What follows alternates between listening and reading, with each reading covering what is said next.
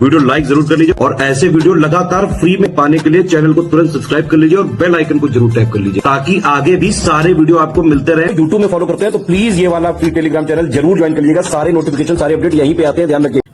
नमस्कार दोस्तों, मैं Kirti Goyal study for civil service में आप सभी का स्वागत करती हूँ। जो भी बच्चे यूपी पीएससी एग्जाम की प्रिपरेशन कर रहे हैं वो स्टडी फॉर सिविल सर्विस का पेड कोर्स ज्वाइन करके कंप्लीट प्री प्लस मेंस की तैयारी कर सकते हैं। ज्यादा जानकारी के लिए डिस्क्रिप्शन बॉक्स में जो नंबर दिए गए हैं उन पर मैसेज करके जानकारी आप ले सकते हैं या स्टडी फॉर सिविल सर्विस के ऐप पर जाकर कोई भी कोर्स परचेज कर सकते हैं। आज हम इस लेक्चर में हिस्ट्री के PYQ करेंगे। जैसे कि लेक्चर आपके 8 कंप्लीट हो चुके हैं, आज आपका लेक्चर 9 है। आपको एक क्लास डेली प्रोवाइड होगी। चलिए हम करते हैं लेक्चर को स्टार्ट। सबसे पहले हम देखते हैं क्वेश्चन नंबर 215। इसमें आपसे क्या कहा गया है? निम्नलिखित में से किसे सर्वश्रेष्ठ स्तूप मानते हैं? A Amaravati, option B Bharhut, option C Sanchi या ऑप्शन डी सारनाथ। तो इसका करेक्ट आंसर क्या हो जाएगा? इसमें आपका करेक्ट आंसर हो जाएगा सी सांची। सर्वश्रेष्ठ जो स्तूप है वो है मध्य प्रदेश का सांची।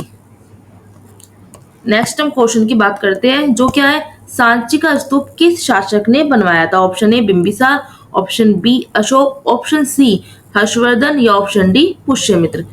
तो इसका आपका करेक्ट आंसर क्या हो जाएगा? जो सांची का स्तूप था वो किसने बनवाया था? वो अशोक ने बनवाया था। चलिए बात करते हैं अब हम नेक्स्ट क्वेश्चन की। नेक्स्ट क्वेश्चन क्या है? सूची फर्स्ट को सूची सेकंड से मिलाना है और आपको फिर आंसर बताना है। सूची सेकंड में आपको दिए गए हैं ये नगर और सूची सेकंड में आपको स्तूप दिए गए हैं। कौशाम्बी, कुशीनगर, सारनाथ और श्रावस्ती। यहाँ पे धमेक स्तूप, गोश्तराम मठ, राणा भर स्तूप और शहीद महित। तो इसमें आपको मिलान करके बताना है कि कौन सा आंसर करेक्ट होगा। तो इसका करेक्ट आंसर आपका क्या हो जाएगा? देखिए जो कौशाम्बी है इसका क्या होगा? घोषिताराम मठ हो जाएगा। और यहाँ पे जो कुशीनगर है इसका हो जाएगा राणा भर स्तूप। और जो यहाँ पे सारनाथ है, सारनाथ का क्या हो जाएगा? धमेक स्तूप। और श्रावस्ती का आपका हो जाएगा शहीद महित। अब देखिए ऑप्शन यहाँ पे सी करेक्ट हो जाता है। ठीक, बात करते हैं हम नेक्स्ट क्वेश्चन की। नेक्स्ट क्वेश्चन क्या आता है? नेक्स्ट क्वेश्चन आता है आपका, तीर्थ यात्रा के समय सम्राट अशोक निम्नलिखित स्थानों पर गए और उन्होंने किस मार्ग का अनुगमन किया? गया, कपिलवस्तु, कुशीनगर, लुम्बिनी, सारनाथ या फिर श्रावस्ती। तो इसका जो आपका करेक्ट आंसर है वो क्या हो जाएगा? अब आपको बताना है, इसमें ऑप्शन दिए गए हैं तो उनमें से बताना है कौन कौन सी आपकी सही है। तो इसमें देखिए गया भी सही है बिल्कुल ठीक। इसमें बात करें हम कपिलवस्तु नहीं है, इसमें कुशीनगर भी आपका बिल्कुल सही है। लुम्बिनी इसमें आपका बिल्कुल सही है। और अच्छा इसमें लगाना है सही उत्तर चुनिए। तो आपको जो करेक्ट आंसर देना है ना, किन किन स्थानों पे गए।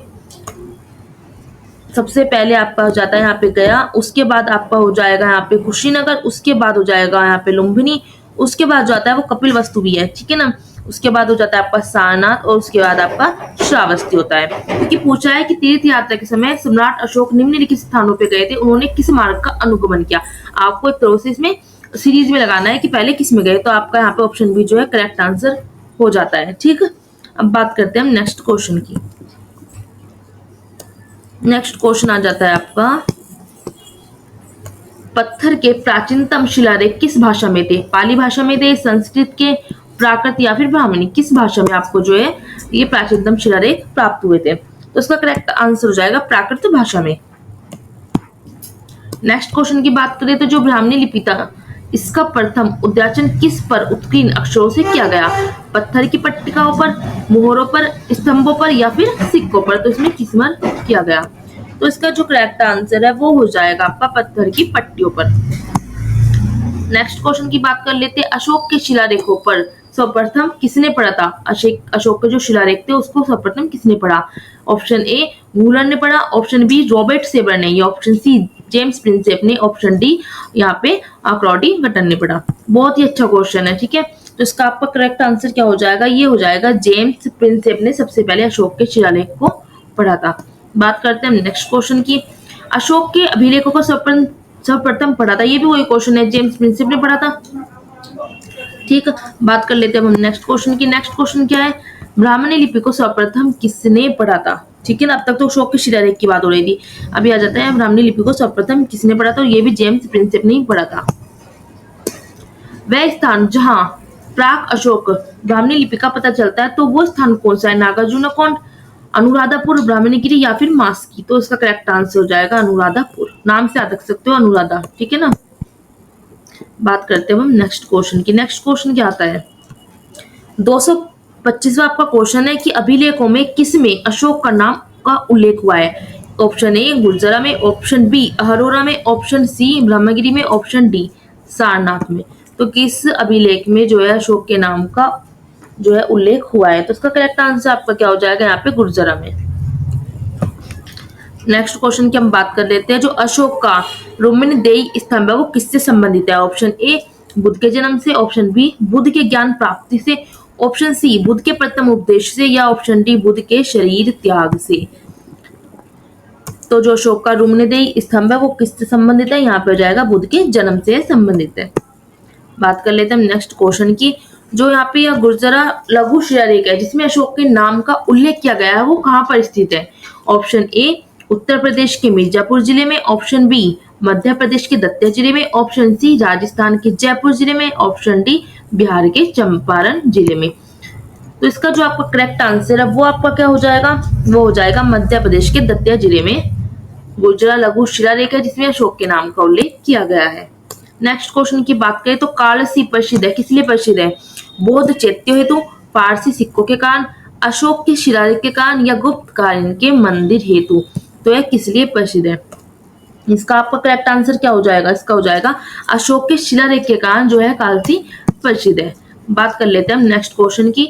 जो है यहाँ पे कलिंग युद्ध का विवरण हमें ज्ञात होता है 13वें शिलालेख द्वारा, रोमनदेई स्तंभ लेख द्वारा, हेनसांग के विवरण द्वारा, या फिर प्रथम लघु शिलालेख के द्वारा।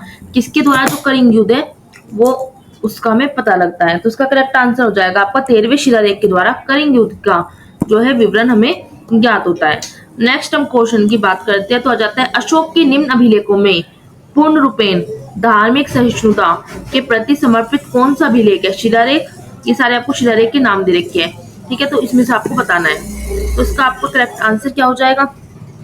ऑप्शन बी, ठीक है। जो है आपका शिलालेख 12वां है तो इसमें जो है पूर्ण रूपेण धार्मिक सहिष्णुता के प्रति समर्पित है।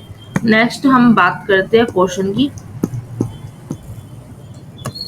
निम्नलिखित में से किस दक्षिणी राज्य का उल्लेख अशोक के अभिलेखों में नहीं है? Option A Chola, option B Pandya, option C Satyaputra, option D Satavahana. तो यहाँ पे जो आपका करेक्ट आंसर है वो क्या हो जाएगा? वो आपका हो जाएगा यहाँ पे सातवाहन। दक्षिणी राज्य का उल्लेख जो है सातवाहन का अशोक के अभिलेखों में नहीं है। नेक्स्ट क्वेश्चन की हम बात करते हैं। टॉलमी फिलाडेल्फस जिसके साथ अशोक के राजनयिक संबंध थे वो कहाँ का शासक था? मतलब टॉलमी कहाँ का शासक था? साइरोन का था, मिस्र का था, मकदूनिया का, या फिर सीरिया का था? तो इसका आपका करेक्ट आंसर क्या हो जाएगा? इसमें हो जाएगा ऑप्शन बी मिस्र का था। ये टॉलमी मिस्र का जो है शासक था। नेक्स्ट क्वेश्चन की हम बात करते हैं। अशोक के समकालीन तुर्मे कहाँ का राजा था? मिस्र का था, कोरिंथ का, मैसिडोनिया, या फिर सीरिया का था? अशोक के समकालीन जो तुर्मे था वो कहाँ का राजा था? तो इसका करेक्ट आंसर हो जाएगा मिस्र का यह राजा था। नेक्स्ट की बात करते हैं। निम्नलिखित में से किस राजवंश के शासकों के सुदूर देश जैसे सीरिया और मिस्र के साथ राज्य के संबंध थे? चोल, गुप्त, मौर्य, या पल्लव? तो इसका करेक्ट आंसर क्या हो जाएगा? इसमें जो करेक्ट आंसर है वो आपका हो जाएगा ऑप्शन सी। मौर्य राजवंश के शासकों के सुदूर देश जैसे सीरिया और मिस्र के साथ राज्य के संबंध थे। नेक्स्ट हम क्वेश्चन की बात करते हैं। कथन और कारण का क्वेश्चन है जैसे कि पीसीएस पूछता है। अशोक ने कलिंग को मौर्य साम्राज्य में जो है जोड़ दिया था। कथन ये दे रखा है। कारण आ जाता है कलिंग जो था दक्षिण भारत को जाने वाली स्तरीय एवं समुद्री मार्गों को नियंत्रित करता था। तो इसका आपको करेक्ट आंसर आपको बताना है। तो हो जाएगा कि ए और आर दोनों बिल्कुल सही है और आर ए का क्या करता है? सही स्पष्टीकरण करता है। तो हो जाता है यहाँ पे आपका ये क्वेश्चन खत्म। हम आगे के जो क्वेश्चन है वो अगली जो है लेक्चर में देखेंगे।